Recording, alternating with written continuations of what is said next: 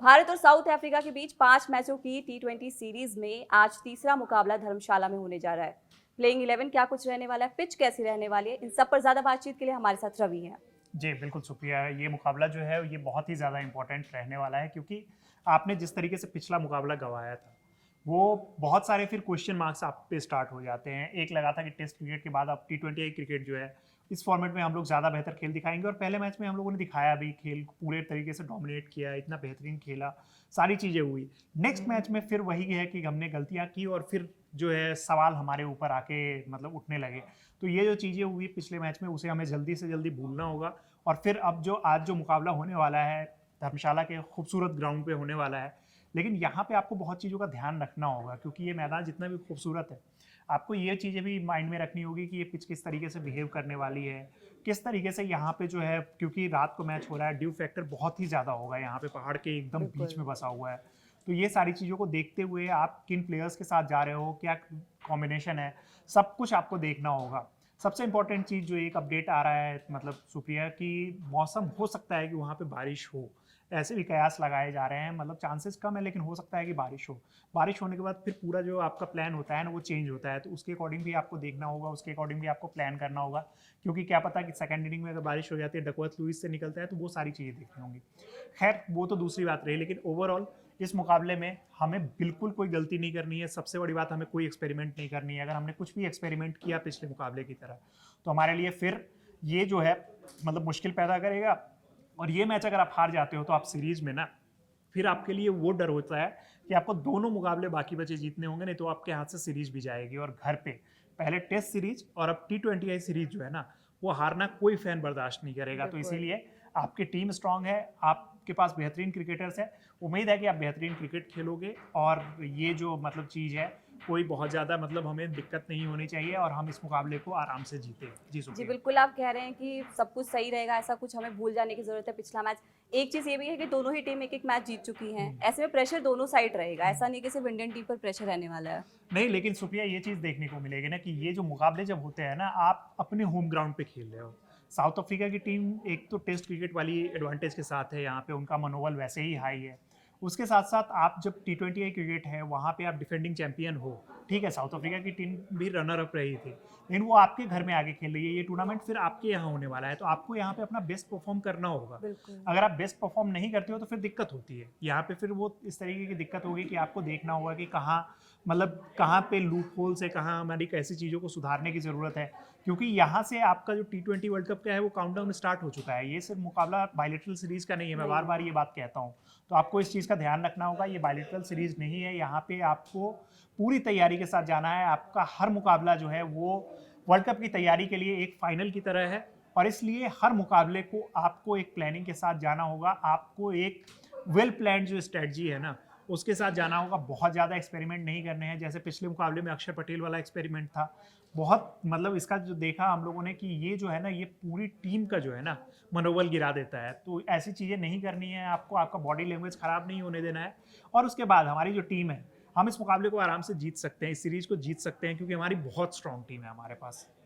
और अभी आप स्ट्रॉन्ग टीम की बात करें, लेकिन मेरा कंसर्न फिर से वही है, शुभमन गिल की परफॉर्मेंस, कैप्टन सूर्य कुमार यादव की परफॉर्मेंस। किसी भी मैच में ये लोग कुछ खास कमाल नहीं कर पाए, तो ऐसे में बिल्कुल, जरूरी है कि आज के मुकाबले में ये लोग चले ही चले। कॉन्फिडेंस सबसे बड़ी बात है ना, दोनों का कॉन्फिडेंस जो है ना एकदम कॉन्फिडेंस लेवल नीचे जा चुका है। और मैं बार बार कहता हूँ कि दोनों को एक इनिंग्स की ज़रूरत है। दोनों बेहतरीन क्रिकेटर हैं। सूर्य कुमार यादव तो खैर बहुत लंबे समय तक टी20 क्रिकेट के नंबर 1 बैटर रहे हैं, तो उनसे तो मतलब इतने ज़्यादा मैचेज आप एक्सपेक्ट ही नहीं कर सकते हो कि इतने ज़्यादा मैचेज में वो आउट ऑफ फॉर्म रहेंगे। बिल्कुल। स्टार्ट भी मिल रहा है और उसके बाद वो इस तरीके से आउट हो जा रहे हैं, तो वो तो बहुत अनफॉर्चुनेट है मतलब हम फैंस के लिए। और सूर्य कुमार यादव को जल्दी से जल्दी इस चीज़ को सुधारना होगा, क्योंकि वो सिर्फ एज अ कैप्टन नहीं, वो हमारे लिए नंबर 3 पे जो खेलते हैं ना, जो उनकी पोजीशन है, पिछले मैच के एक्सपेरिमेंट को आप छोड़ दो, वो बहुत क्रूशियल पोजीशन भी है और वो बहुत इंपॉर्टेंट प्लेयर भी हैं।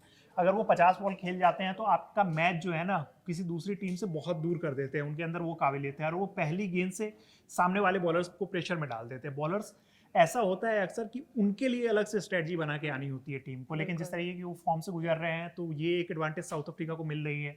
तो मैं यही उम्मीद करूंगा कि जो सूर्य कुमार यादव है वो पहले फॉर्म में आए।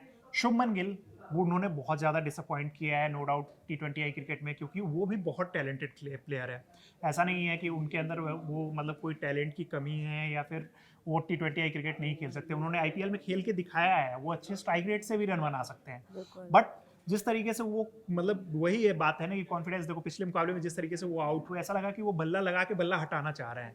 तो वही चीज़ें देखने को मिल रही है कि आपका कॉन्फिडेंस जो है ना वो एकदम खत्म हो चुका है, और वो चीज़ वापस लाने के लिए आपको एक बहुत अच्छी इनिंग चाहिए। और उम्मीद है कि शुभमन गिल से हमें इसी मुकाबले में वो जो इनिंग है वो देखने को मिलेगी। और मैं इस बार फिर से कहना चाहूँगा कि प्लीज़ गौतम गंभीर या फिर जो लोग एक्सपेरिमेंट कर रहे हैं, खुद कप्तान सूर्य कुमार यादव भी अगर एक्सपेरिमेंट कर रहे हैं, प्लीज़ इस मुकाबले में ऐसा कोई एक्सपेरिमेंट मत करना आप। ये जो रह रहा है कि मतलब हमारी जो एक स्ट्रॉन्ग प्लेइंग 11 है, हमारी जो कोर टीम है, उसके साथ जाने की ज़रूरत है। और कोर टीम के साथ अगर हम जाएंगे तो हमें पता है कि हम ये मुकाबला जो है वो आसानी से निकाल सकते हैं। जी, और एक बात ये भी मैं कहना चाहती हूँ कि तिलक वर्मा, उन्होंने जिस तरीके से पिछले मैच में अपना खेल दिखाया वो काबिले तारीफ था। साथ ही हार्दिक पांड्या, इन दोनों पर भी नजरें लगातार बनी रहेंगी। हाँ बिल्कुल, क्योंकि हार्दिक पांड्या हम T20I क्रिकेट में हमारे लिए वो सबसे इम्पोर्टेंट प्लेयर है। ये मैं बार बार कहता हूँ कि जो दर्जा वनडे क्रिकेट में रोहित शर्मा और आप देखो तो विराट कोहली का है, और जैसे जसप्रीत बुमराह का है, वैसा ही दर्जा जो है ना हमारे लिए हार्दिक पांड्या का T20I क्रिकेट में। वो हमारे लिए बहुत इंपॉर्टेंट प्लेयर है, क्योंकि वो 2 प्लेयर का काम करके देते हैं।